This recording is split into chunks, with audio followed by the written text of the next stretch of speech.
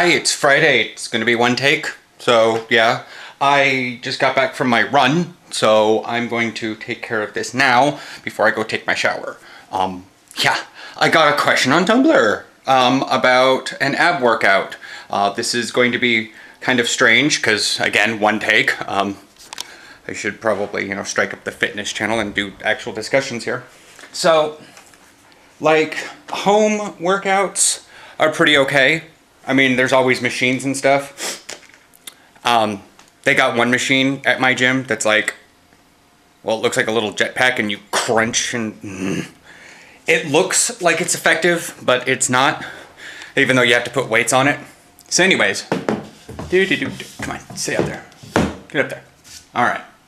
So you got one of these bars. Like, here, look at that. Goodwill, $5. I mean, they're probably like 15 on the thing, but they're always at my Goodwill. There's like, so I thought it was like a special find. Come on, get up there. Putting it up one-handed, especially, anyways. So, what are we gonna do? Okay.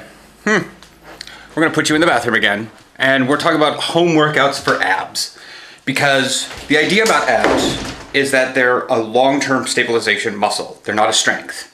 I mean, unless you're trying to like bend over and reach behind you and pull something up, they're not a real strength thing. You want to be able to tighten your entire core. That's why it's a core. I mean, the abs look nice, but the core is your stabilization. Like, at least during football and other things, especially with like football, when someone hits you in the hip, you're not gonna, your core holds everything there so that you don't get knocked out.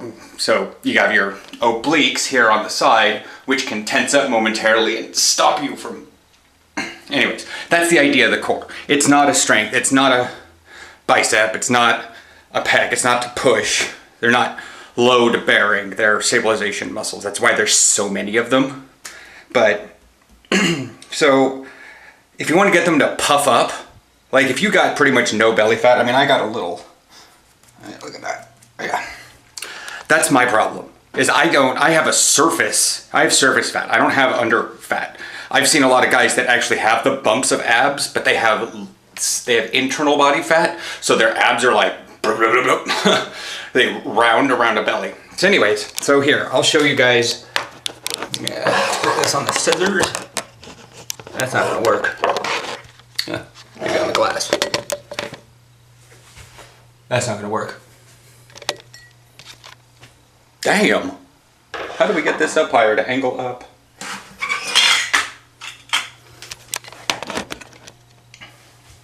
That works. So, best thing to do is you just use the bar and you just grab wherever you want. There's no real thing, you're just gonna be hanging. So if you like to have this sort of thing, and you hang down, and best thing is you just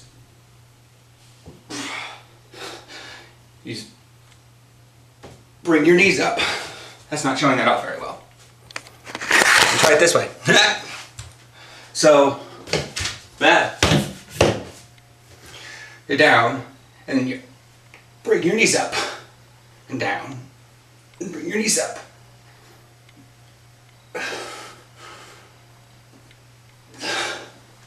There's that.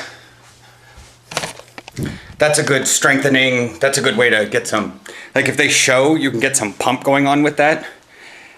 Again, it does kind of hurt the hands after a while. I'm exhausted from my run, so that's why everything's going a little weird for me. Another thing to help, because again, it's a stabilizer muscles, you need, that works. Good thing to do.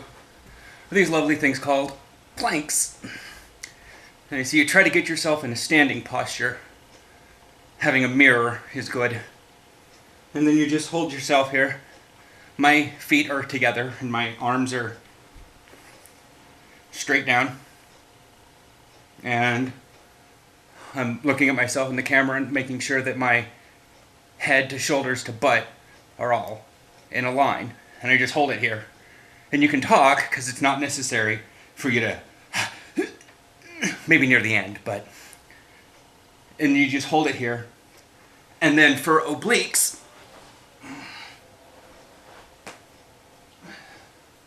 you do the same thing, but this time you can kind of see yourself.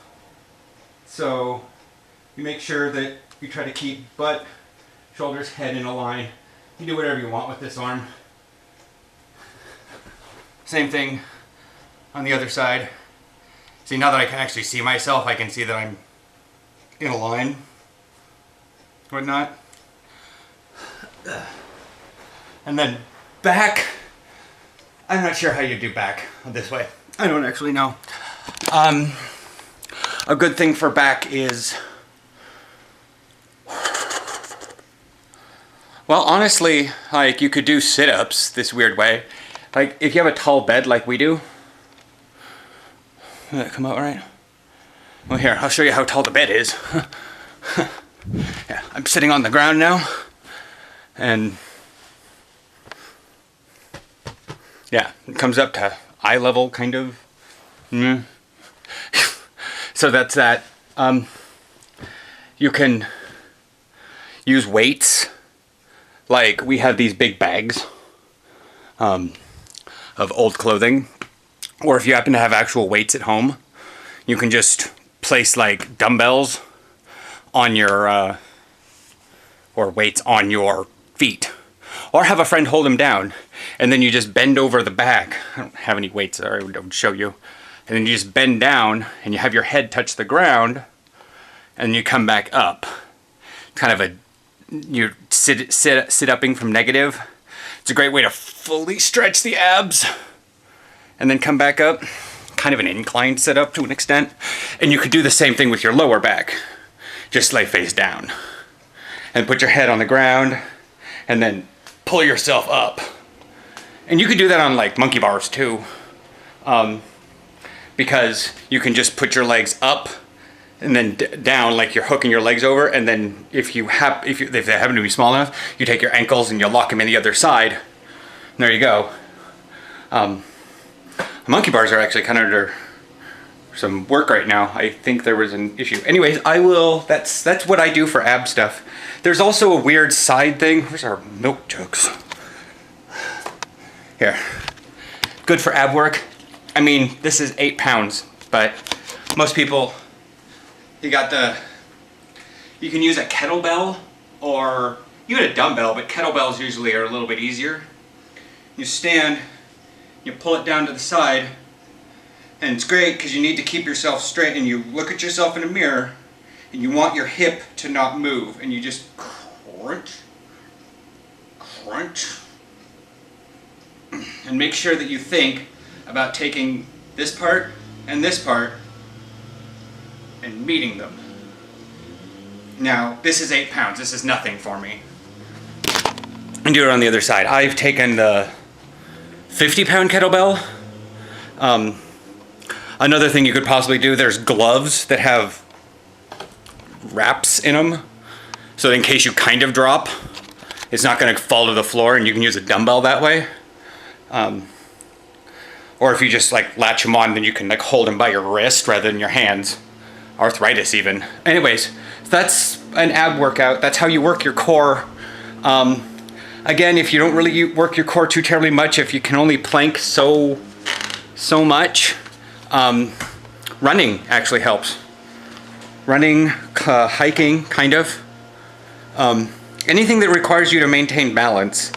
Like if you can get yourself upside down on like Olympic rings or parallel bars, that could be cool too.